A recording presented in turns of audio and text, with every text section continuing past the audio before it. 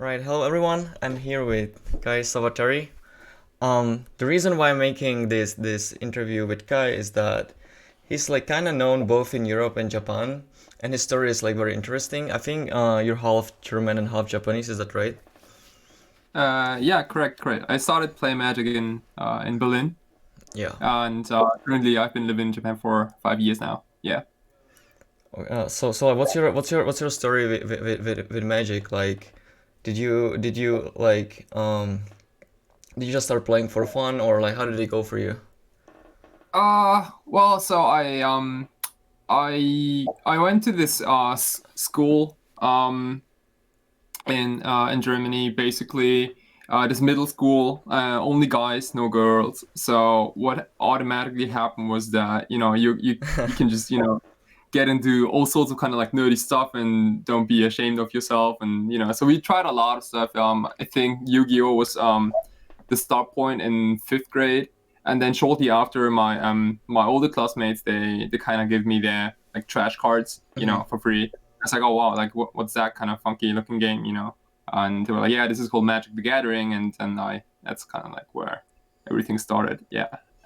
That's awesome. I actually remember that you like the first time that I saw you was, I think it was like one of the bigger legacy tournaments in Europe. Uh, you mostly play just like legacy and vintage, right? Yeah, mostly. So, well, I mean, I kind of tried everything at the beginning, Okay. but for me, as a very young student back in the day, it was kind of well, the it was not really appealing for me to buy new cards after every single set release, because that's Hmm. what standard is, right? And I only got, like this much of pocket money. So it's like, yeah, I don't know if I want to like invest in like a current, like a almost rotating format. So I've been interested in like old Magic Hmm. as long as I've been, yeah, playing the game, I think. And obviously, like duels are incredible, like hard to get, and also like like stupidly expensive. And vintage is even more. But the I don't know, like I knew that I'm gonna play the game long enough, so it will eventually pay off. And yeah, and also you can play all the cards. Like you have the most fun. So yeah. This is like kind of interesting for me that like on one hand I understand that if you don't have that much money it makes sense to invest in a format that you can just play forever, but especially when you're young, I assume that you when you started you were still a teenager. It seems kind of crazy that you can like afford all of these like duels and stuff. So like, how did you manage to Yeah, do that? I mean, I kind of sold everything I got. So yeah, it was kind of crazy, but yeah, like I also played a little bit of Warhammer and some other games, and basically I had to sell everything, to really like squeeze out the like every euro like for these cards. And I mean, dual lands were expensive, but not that expensive back in the day. Oh, They I were see. like okay, right? And yeah, I mean, I remember the first duel I got. It was unfortunately only a Savannah, Hmm. but like you got to start somewhere. So Yeah, so I think I usually see you play like these like combo decks like Storm, decks with Past in Flames and stuff. And you're like usually doing pretty well. So you're not like a random player that just like shows up to have fun. You like oftentimes do well and stuff. So like how did you get into that spot where you just like did you maybe like find other good people that were more invested in Legacy, or how did it go? yeah, I think as most players, when I started with Legacy, I usually grabbed like a really like quote unquote easy archetype, which was Delver. It was Hmm. Canadian Threshold back in the day in 2000, must have been 10, 11, I think, maybe. Yeah, Yeah, I don't know. something like that. Yeah, something around that.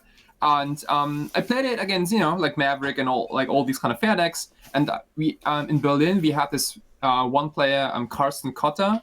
He Hmm. used to write for Star City Games, and he was really, really good with Ad Nauseam Tendrils, and I couldn't beat him with Canadian Threshold, even though everyone said the Canadian is so good against Storm. And we played like 10 games. I couldn't win a single one. It's like, okay, well, you know what? I'm going to give up Double Secrets, and you just, please tell me how Storm works. And I I kind of want to do the same thing, you know.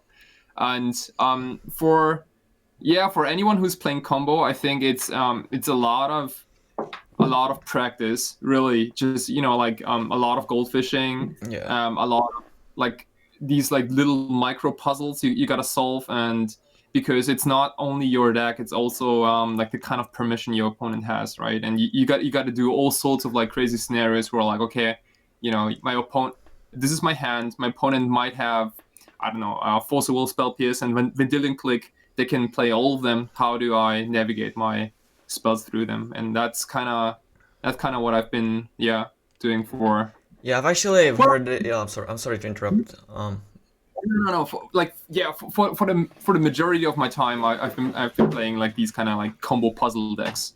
Yeah. Yeah. I basically heard the same thing from like a lot of combo players that, you know, a lot of people say that maybe like the Delver matchup is bad or like some other matchup is bad, but they just always tell me, well, no, you're just playing wrongly or you don't have your deck built right. Um, do you think that's the case? And also, like, do you think that maybe now the combo decks are still good, but people are just like not playing it well? Because didn't really see it, like, for example, the Storm deck to do like that well recently. Like, do you still think it's like one of the best decks and people just don't know how to play it, or what do you think about that?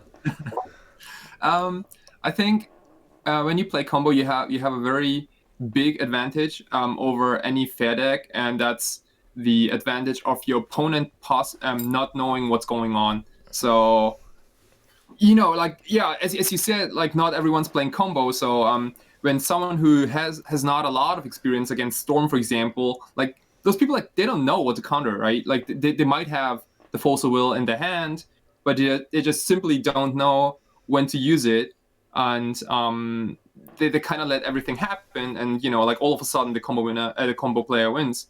And I think like like taking this kind of like gap of experience, I think if you take that from your opponent, I think that's a really huge take. And in general, you like combo is such a such a niche thing you can do in modern, also in legacy, and in vintage too. Is that you only have a very small amount of people who put all their lifetime basically into these archetypes, right? So that's why you have almost always like the same names popping up when, you know, Yeah, that makes sense. certain deck, right? Provides like I think it's kind of strange that, like, you know, we're all just playing the same game, Magic the Gathering, but you can actually see people being a master of, like, for example, the Legacy Storm, but then if they play the Limited and they would have to, like, you know, figure out the combat math, they would have like no idea what to do. So do you think that maybe like for you, as a player who usually just like tries to, you know, piece the win in, like, are you still capable of like playing creature decks, or like you just have no idea with those? Yeah, I think a part of me being a combo player is probably also like being making like a very bad excuse for being really bad at combat math. I think everyone has their strength and weakness in Magic, and I think you wanna push as much of your strengths as possible. And for example, I didn't know what a double block is for. I think the first 3 or 4 years I didn't know what a double block That's is, crazy. and I didn't know it was possible, right? And like and I mean, like I try limited from time to time, but like every time my buddy watches me, like they're like, okay, yeah, you could have, you know, double blocked here and then swing for lethal and all that kind of stuff. It's like, oh wow, like I didn't see this coming, and it's it's kind of strange to me. But I think if you're really good with like one specific interaction of the game, then you should really Focus on go with that. that. You know. Yeah, it makes sense. Um, so you already like talked about it briefly, but you moved to Tokyo a couple of years back. What were the reasons behind it? Were you just missing Japan? Maybe it was like a job opportunity. Can you like maybe talk about that? Yeah. So I was born in Japan, but Oh, I see. I moved to Germany when I was 5, and then went to school and finished like high school and everything. And after that, I was like, yeah, you know, I could start a working life in Germany, but I was kind of more interested in trying something new. And so I was thinking about any English-speaking country to polish my English, or to go to Japan and do the same thing. And Japan was appealing in the sense that I knew that there were like shit tons of Magic stores, and I was really really big into Legacy at that time, like 5 years ago in 2015. I think that was a crazy year. I was like, okay, yeah, if I can maybe combine work and life and Magic all together, like that'd be kind of great. And the job I did was working as later as the creative director of Tokyo MTG, which is a card store, Yeah. in Tokyo. So that was kind of cool. Do you find like any differences? Because I myself also lived in Tokyo for a year, and I can definitely tell that there is a difference, between playing Magic or just like the entire approach about Magic or even other games in Japan and Germany. Do you feel that yourself? Like, is it different to be a Magic player in Tokyo or maybe in Germany? Um, well, I mean, the biggest difference is that I don't have to drive 2-3 hours with my car Oh to a yeah, I mean, yeah, tournament. that's a huge factor. You can literally, yeah, jump on a train and be at, for example, Haruya Tournament Center with like 300 seats within Mhm. like 30 minutes. So that's kind of massive. But besides that, I think Tokyo has so many players. It's kind of insane. Like I've been playing in the city for more than 5 years now, and I still, I still get paired against people who I've never battled against in Legacy. That's Yeah, crazy. Really, that yeah, doesn't really happen in Europe. Yeah. right. Yeah. Because for me, like at least for me, like when I am in Japan, I just like, I don't know, everyone is taking Magic like so seriously, and there are just so many people trying and playing, and when you see that, it also like influences you. You start taking it more seriously. Whereas when I'm in Europe, I just feel like maybe I'm doing like this weird niche thing that like no one is really interested in, and it's kind of discouraging to like become better. So did you maybe experience that? Maybe like when you moved to Tokyo, you just started playing more, or was it like still the same basically? Well, I I've been playing more, definitely, definitely, because I mean, you can play a tournament every single day if you want to. Hmm. Just I think like yeah. Besides Magic Online, I think it's a huge deal, right, for Hmm. people, Magic fans. Yeah, I think like you definitely get more reps in, and you also face less quote unquote bad players. Like Yeah, I, I know I what you mean. Yeah. in Germany, I knew a bunch of people who joined legacy tournaments, but they really didn't have all the cards. Like for example, they didn't have the full set of Tamagotchis back in the day, so I don't know, like they split like two Tamagotchis into, I don't know, like werebears or something like that. Um, they played suboptimal lists because they couldn't afford the cards, and I have not like, yeah, up to today, I've not seen a single person in Japan who had a budget deck, for example. Yeah, I agree with And I that. think a part of the reason is because so Japanese usually work very hard and very long, right? And they Yeah. don't have, yeah, like they have like this much of free time. So I think what they do is like they dump all the money they made into expensive magic cards, and at least have a very nice time, like if Yeah. like when they're free, right? Yeah, they don't have that much So time, so they're making the maximum out of it. right. So you briefly talked about your work at Tokyo MTG, and it sounds very interesting. Can you maybe like talk a little bit about what you're doing if you want? Yeah, I mean, I quit the job half a year ago, but Oh, I I see. did all yeah, but I did all sorts of stuff there. Basically like taking care of like the customers in store and online. Like that's what my main work was at the beginning, like the first half, Yeah. and then in the second half, I was the creative director, so I basically decided all the visuals for the company. So be new posters for the store, new banners for the homepage, new buttons for the homepage, how do you say, like business cards, Yeah. and the whole store interior. Like, yeah, basically everything visible. Like the new logo was remade and stuff like that. It was kind of fun. um I've really never been a big fan of pricing or selling cards, because Yeah. I think I'm a horrible trader, and I mean, I think if you don't have passion for it, it's like really hard to become good at it because you just need to be poured into it basically all the time. So it makes sense. Right. Yeah, I also don't want to look at Underground Sea and be like, hey, this is this, I don't know, like $500 card. I want to look at it and be like, hey, this is the land which taps for blue and black mana. Like that's what I want to know, right? So Yeah. it was kind of self-explanatory.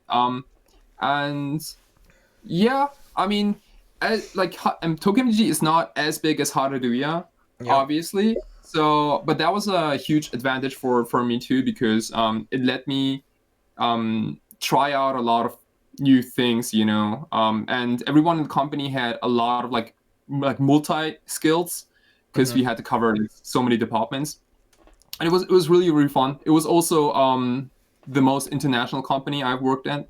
I wanted to actually ask about that before I went to Tokyo for the first time. Like I knew that Tokyo MTG existed, but I had no idea that the owner Heiko Schmidt was. Is he actually from Germany as well? Yeah, he's German. Yeah, so I right. was like, wow, this guy from Germany, you know, built his own company in Tokyo. That's insane, and he speaks great Japanese and everything. Like, how did that happen? Like, it's just like kind of crazy to me.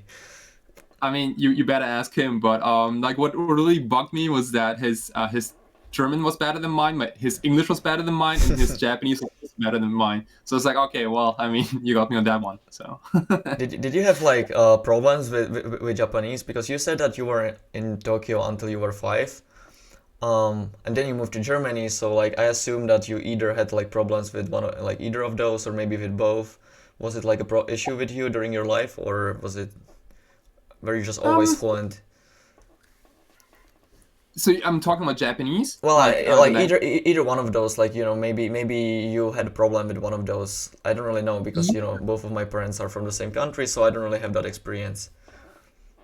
right. So I mean, it like for everyone who's saying that I'm talking like more than one language is a huge deal. Like it's definitely helpful, Yeah. but it also has like a few, let's call them like disadvantages because my Japanese was okay, but you know, like if you're 5 year old, you can, I guess you can properly talk as a kid, but when I came back to Japan 5 years ago, like my Japanese was still at that like baby level. Yeah. So I could talk, like I could basically, yeah, like the very simple questions were fine, but I also worked as a level 1 judge and for the first couple of months, and that was kind of painful because I didn't know any of the keywords in for Oh, Magic. yeah.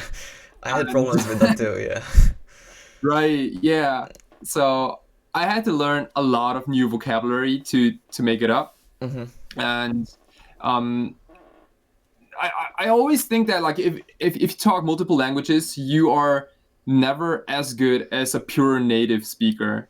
And don't get me wrong, I am a native speaker, but Yeah, I I understand what think you're there's saying, yeah. levels to it. Yeah, to it. So How about kanji? Like, I assume that when you were 5, you didn't really learn how to read yet, and then like maybe you studied at home or something. But like, can you even read like right now? Like, if you just have a newspaper in front of you, can you read everything or? dude, I suck at kanji. Oh, okay. Yeah, I can. Yeah, I can only read, like I can read the very necessary kanjis for a daily communication, but I'm still reading all the Japanese news in German or in English mostly. Yeah. Yeah. For those who are watching who don't know who kanji is, it's basically like Chinese characters that Japanese like started using in like 6th century or something. So yeah, just wanted to point that out because you know maybe not everyone is familiar with the term kanji. Mhm. Okay. Um, I think this should be enough. If there's like anything else you want to say or talk about, now is the time. Whew. No. You're good? Uh, yeah. So, well, I mean, because of COVID, Tokyo is not really as appealing for paper magic as Okay. you might have guessed. But so Oh, I kind of is switched. everything like still closed right now? I actually have no idea about the current situation. Yeah. So last Sunday we had this big legacy tournament with like 230 players. I think it was called Eternal Party. It was really really fun. Like getting to see all my friends. And then the day after, Wizards decided to basically lock down all the tournaments until the middle of January, I think. Yeah, but for the past 6 months, I've been playing a lot of like Magic Online. Okay. So if you guys want to hit me up, I'm Sawatarix. Maybe we get paired. Maybe I get crushed. Maybe I don't really play Magic Online. I mostly play Arena recently. Did you like not touch Arena at all just because you want to mainly play Legacy, or? I did play Arena for some time last year because there was GB Chiba and that was my very first Oh, limited GB. I see, I see. Yeah. So Okay. Right. Thank you very much, Kai, for taking your time. yeah, thank you. And yeah, see you in future, I guess. Bye bye. Good. Yeah. Bye.